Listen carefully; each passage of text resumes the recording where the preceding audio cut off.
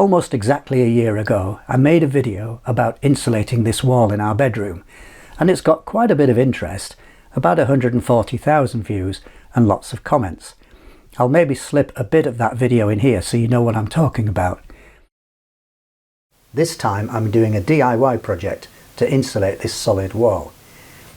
Now if you want to be scared, continue watching this and see all the trouble I had doing this wall in our bedroom. Now that I've got all the boarding done, I'm going to turn my attention to skim plastering these feathered edges. We've finished all the heavy work. All that's left now is basic decorating. That's the bit I've done on the other side. Not quite so far along as the wall, but it'll soon be finished. Now that's a solid wall with no cavity, 9-inch, and I simply put 1 inch of PIR insulation board against the wall directly and then covered it with drywall or plasterboard, and I screwed that on. Now I'm only do-it-yourself, I'm not in the trade, and as I said at the time, I'm not teaching anybody anything, I'm just sharing what I did. People were concerned that there was no air gap behind the insulation, we could get damp, we could get mould. Now we've not seen that. Now I'm not saying anything apart from we've not seen that, that's all. But I thought it could be interesting because people have asked me a lot of questions about, well, is it warmer and so on. I thought it would be interesting if I could get myself an infrared camera, you know, a heat camera, and I've got one for my phone. I only just got that actually in a Black Friday sale, so I'm going to walk around with that and see what we can see. Now there's several other places in the house where we've done this treatment, and from my point of view it's made a lot of difference. So we'll have a little bit of a walk around. We'll go around with this camera first, the one I'm using right now, the normal one, and then we'll go around with this so you can kind of compare the two. Now in this particular room you can see these sloping pieces here. They're insulated just on this side, but only halfway on the other side, because there's a doorway there, and if I put the board on I wouldn't be able to get the door open. So in a way that's almost the first thing to look at using this when we get to it. But let's have a look outside. I'll show you some other places that we're going to have a look with this, but you'll have the context then. In my previous video I mentioned that there was only a small gap between my house and my neighbours, and in fact you can see the gap there, and I can just about get down it sideways. So people who were suggesting that I should be using external wall insulation could understand, you know, sometimes the practical difficulties mean you just really can't do that. So given my space limitations, putting that insulation on the inside as I did was really the only way. This shot will become relevant later when I talk about insulation in the kitchen. Now you can see it's been snowing outside, it's about freezing. In the bedroom here it's 18 Celsius, which is about 66 Fahrenheit, and it's very comfortable. There's no good way to make this video with such limited space. Anyway, here's the door, so that's what I was saying. This bit is not insulated because I wouldn't be able to get the door open if I did that, and this side over here is insulated, the same as the far wall, which is 1 inch of PIR plus ½ inch of plasterboard. So when we use the thermal camera we'll see the difference between these two. So now moving out onto the landing, coming from this bedroom here, we move into the oldest part of the house, which I think is about 200 years old, whereas that bedroom and the room below we think are maybe, I don't know, 150. We don't know really. And this would have been originally 2 big rooms downstairs and 2 big rooms upstairs, but with an attic which was accessible by a ladder in this bedroom here. And there was a wall across here, because this passageway was not put in until about the 70s, we think, to do the loft conversion. So there was actually a solid wall across here, where that beam is there.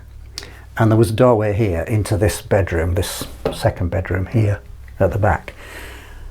Why am I telling you this? Because it's all, the history of the house is relevant to the insulation. So the roof above me here is like that, and I'm standing in this little corner here, and then we've got the loft conversion up here, and we have a similar little triangle here at this side. Okay, And as we walk along with the thermal camera, you'll see some differences and I'll explain the difficulty of insulating them. However, let's look along here. Now we don't have a lot of light. We do have a window up there, and when it's sunny we get the light in, but we're going to provide some assistance with this thing as I go along, and I'll explain the insulation journey, because I've done quite a lot of insulating along here in the style that I did in that bedroom. We might be getting strobing from this LED light. I did look for sunshine. There's nothing coming for about 9 days, and this is real life, you know, we're not in studio conditions, but please bear with it if it does look a bit stripy. This is how not to make a video. Look, I'm holding the light here. Now, this end wall of the house, so this is where the landing comes along and it turns, and we go up another staircase, and then it turns again this way into the loft room. Now, this end wall here was always freezing, and on here I put just 1/2 inch, so 12mm of PIR board, and capped that off with drywall plasterboard. And you might say, well, for such a small amount, what's the point? But when we get the thermal camera on it, you'll see it makes quite a difference, because like in the bedroom, I put this on with metal screws, and you can see the cold spots where the screws are, and they're a lot colder, so it is having quite an effect. And with the staircase so narrow, I couldn't lose any more than 1 inch, so I just had to be practical about it. Now this side here, just above me here, we'll see in a moment I hope, is a cupboard, and this area, which is at the end of the loft conversion, it was open to the roof above, so I had the cupboard out, and I insulated all in here as well, just with rock wool type insulation. But the other thing is, where these ceilings here come up, that's all insulated with 30mm of PIR insulation board, and again that's made a huge difference. Notice that triangle shape. That's the space I need to get into if I wanted to put any more insulation above that landing passageway. And then here, this is the bit of roof to our left there, where I've put 30mm of PIR and then boarded it off with drywall plasterboard. This is a filmmaker's nightmare with the space and the light problem, but we won't have it with the thermal camera, because you could walk around with that in the dark. Anyway, you can see the door on the cupboard, all of that came out. I insulated all in there with loads of rock wool. Well, this is the room at the top of the house, which is currently my wife's workroom, and I'm standing well back from the camera to try and get some light onto me from this window here. We think this was built in about the mid-1970s, when the insulation requirements were only about 7 centimetres or 2.5 inches of loft insulation. And this side of this room, when we bought the house, was really built to that standard. This side was modified when the previous occupants had a pitched roof put on the bathroom, because it was a flat roof before. So this side was remodeled, and it's got about 4 inches of PIR insulation behind the plasterboard. Also, where this sloping ceiling meets the wall below, there's about 2.5 feet there, and they've stuffed all of that full of fiberglass or rock wool insulation, so it's not too bad on this side. But this side was very cold, so I did the same treatment. I put 30mm of PIR board and then plasterboard on top. Now when we get the thermal camera on here, you'll see there's not a lot of difference in temperature between these two sides. I know more insulations work, you know, is better, and I know about building regulations, but this is about doing something practical and achievable, you know, with the resources we've got and the space that we've got. So now I'll take you around with the thermal imaging camera. We'll go into the bedroom, the landing, and then into this room. And you can see that the insulation we've put on is quite effective, but there are other areas where there's definitely more work to be done. We run our house at about 19 degrees Celsius in the winter, so that is about 66 Fahrenheit, I think. And we use 13,500 kilowatt hours of gas typically. Now, not everybody speaks kilowatt hours, so just to say that's 1,200 cubic meters. It's about 42,000 cubic feet, but the number of kilowatt hours in a cubic foot or a cubic meter varies according to the gas quite a lot. Anyway, that's near enough. And if you're still speaking therms, it's about 400,000 therms, where a therm is 10,000 British thermal units. Oh, but I should tag on that an American therm is almost the same as a British therm. Now then, after we've been round with the thermal camera in these rooms, I'm going to take you down to our kitchen, and that's where you'll see the insulation shocker. The kitchen was built in the mid-1990s to modern insulation standards. I won't say any more, you'll see it. My goodness, that room has always been cold, and now we know why. I'm not going to take you in with this camera because I'm just trying to keep some level of privacy, you understand. But I think it's much more of an impact with the thermal camera anyway. Let me start by explaining how this works. So you can see the warm colours are orange, and the brighter the orange, the warmer it is. And then the cool colours are the mauves.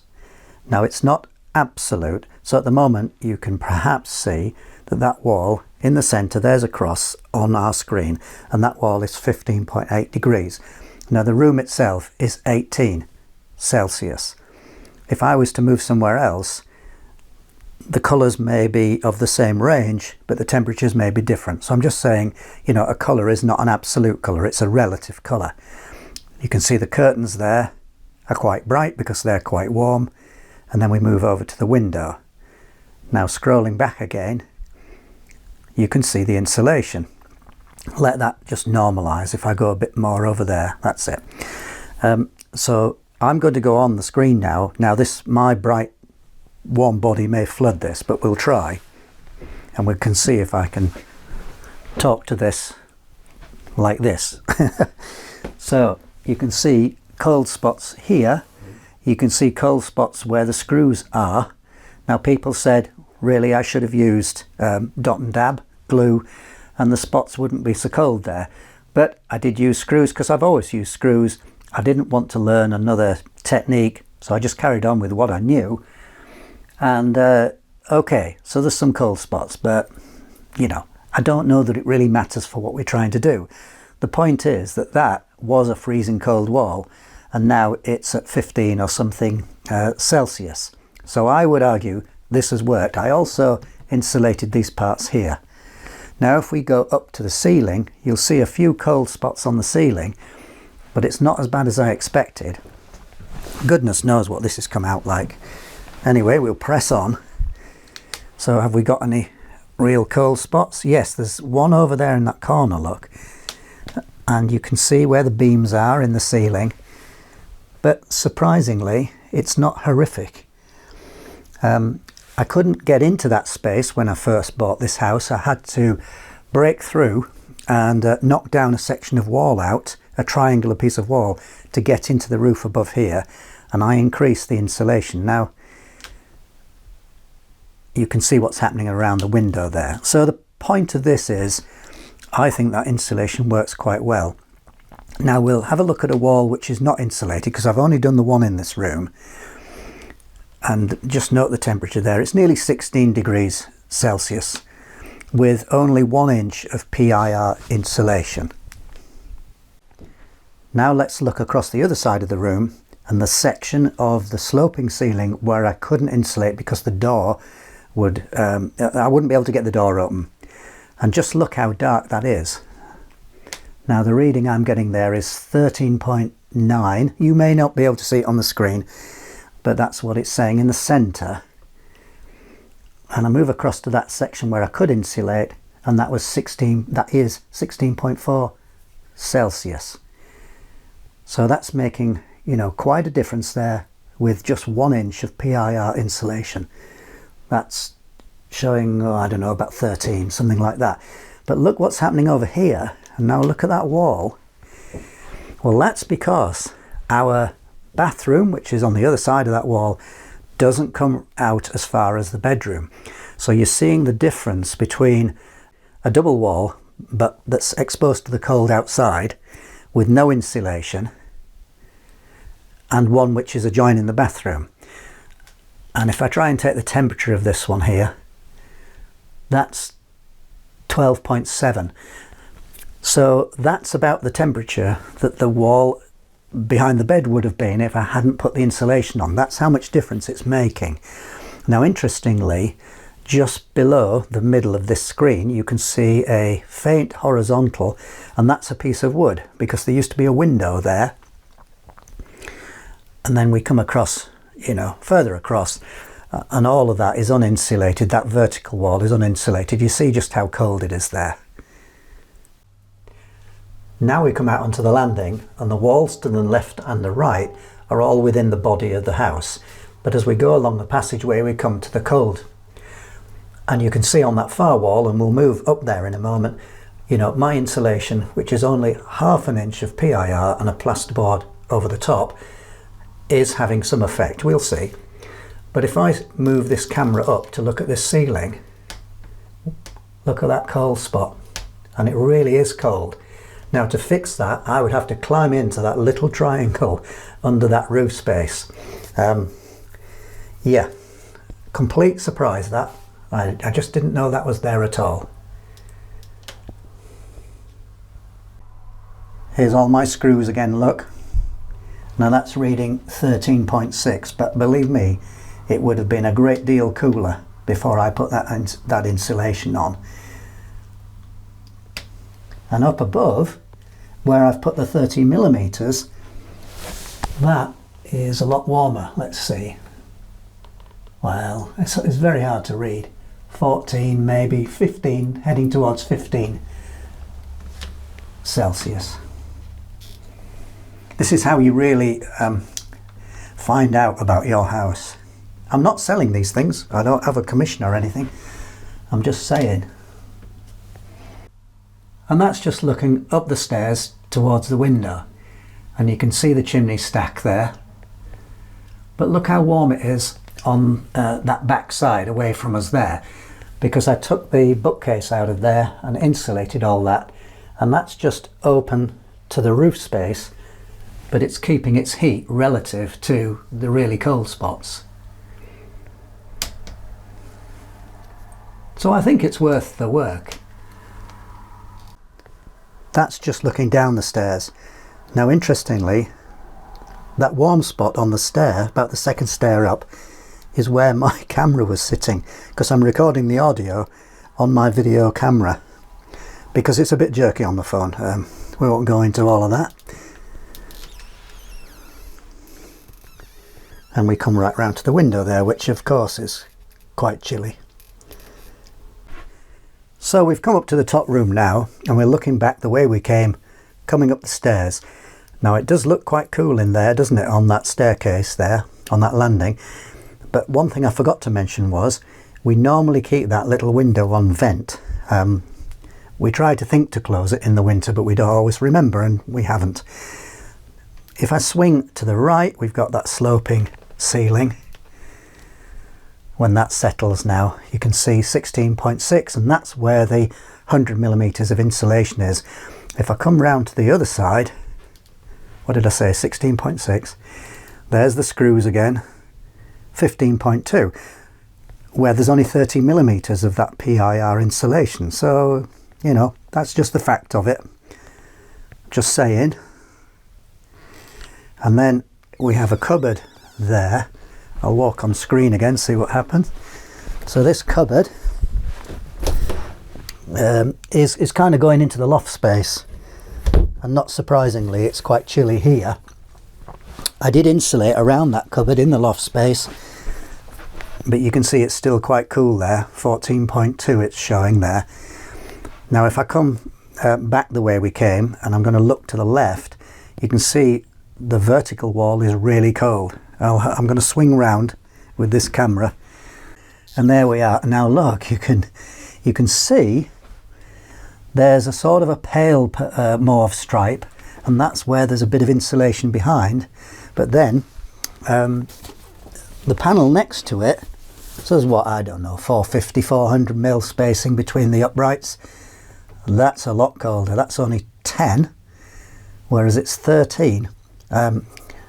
Where the pale panel is, and the only difference is 2 inches of what do you call it, fiberglass insulation, and I know it's fallen off on that dark mauve area.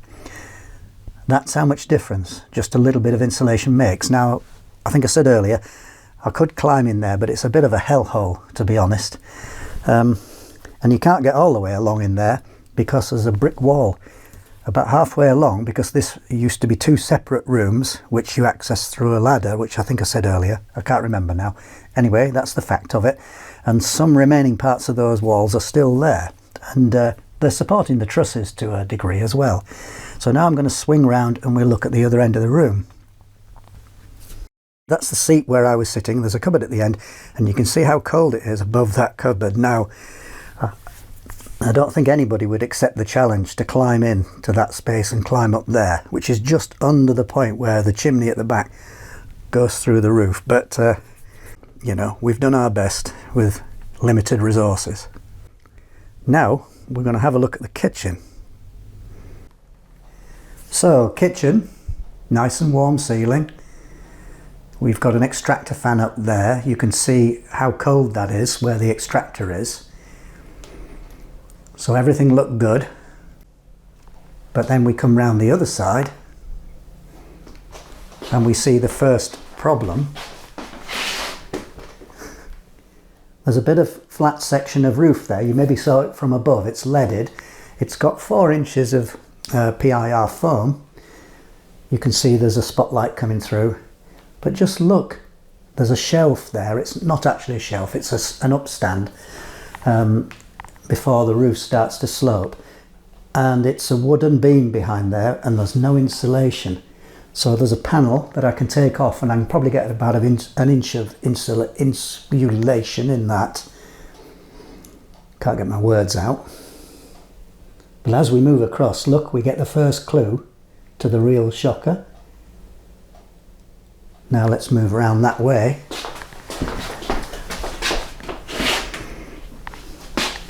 Look at that. So that's the top of the wall that separates our kitchen from our cloakroom.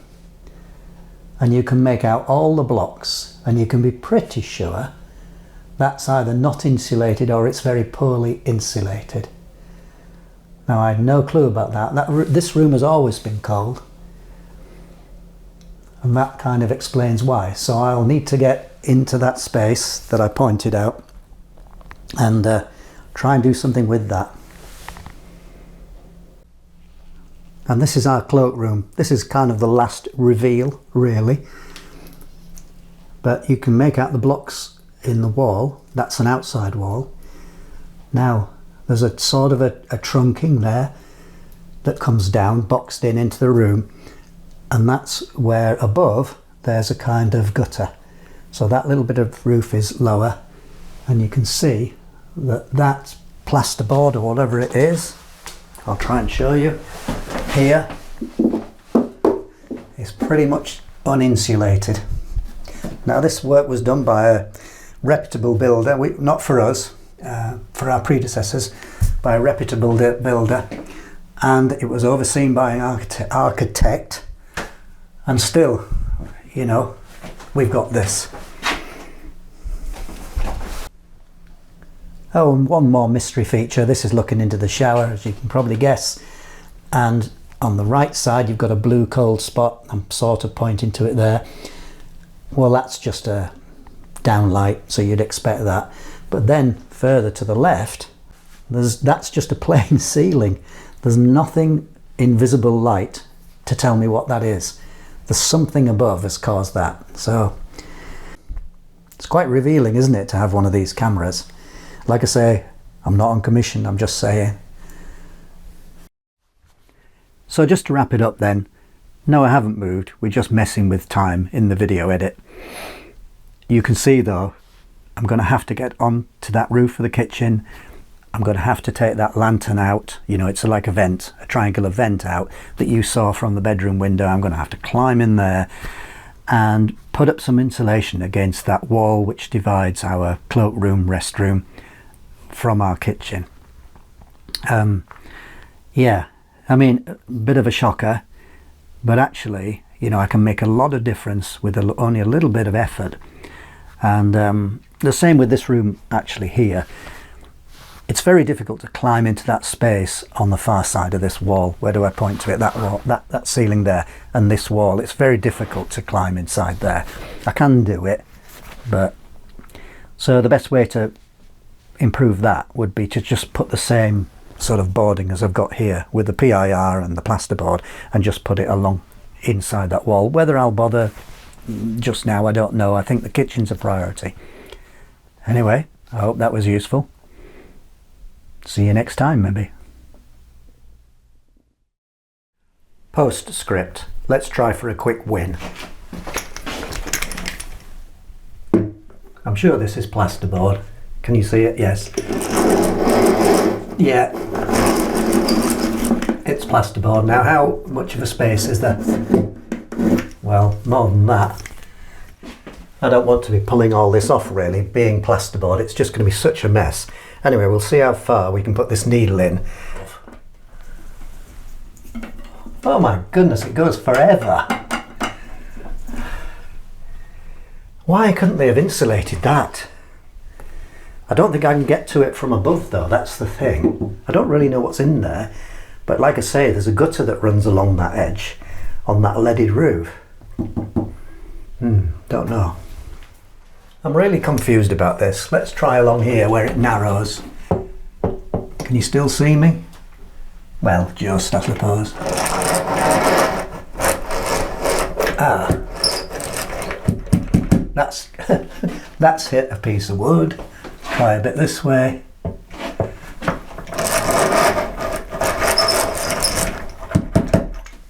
And that's hit a piece of wood, so all is not what it seems. I think I've worked this out.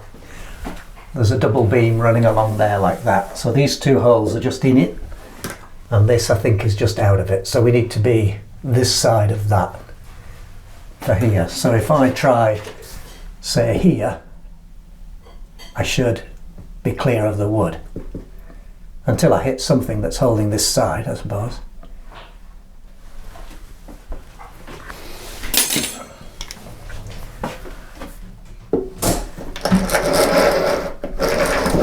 There we are. Got it. Oh, I've mucked the wall as well now. So much for quick wins, eh? Right, yeah, and that goes up, up, right up. So there's only really this section here that we're going to be able to insulate, and this is going to be much the same unless I put some board underneath, which I really didn't want to do. Well, when I look again with the thermal camera, it kind of supports what I've just said. Try and get this into video. Here we go.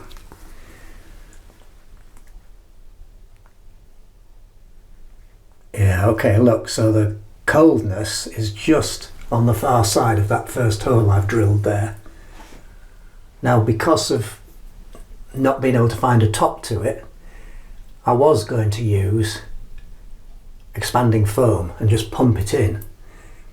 But I think maybe that gutter trough is a bit further over, maybe right on top of this wall here that I'm facing. In which case this may be open to the roof above. And if I've got to go in there anyway, I might just be able to stuff it full of rock wool. So I'm not going to put the foam in, because if I try, I think the foam will just go up. It's just going to go up in there, and it's not going to spread much either side. So there won't be a conclusion to this on this video. It's just a postscript about, you know, the fun of trying to insulate this stuff. That's all it is. Here is a quick win though. Just 1 inch of PIR spray glued onto the back of that door. Now you can have dark or you can have flicker. Let's go for that. When I got this house, you couldn't get into this space at all. So I had to cut a hole in 3 of the 4 corners of this room to be able to get into the loft in those corners. Anyway, that's another story.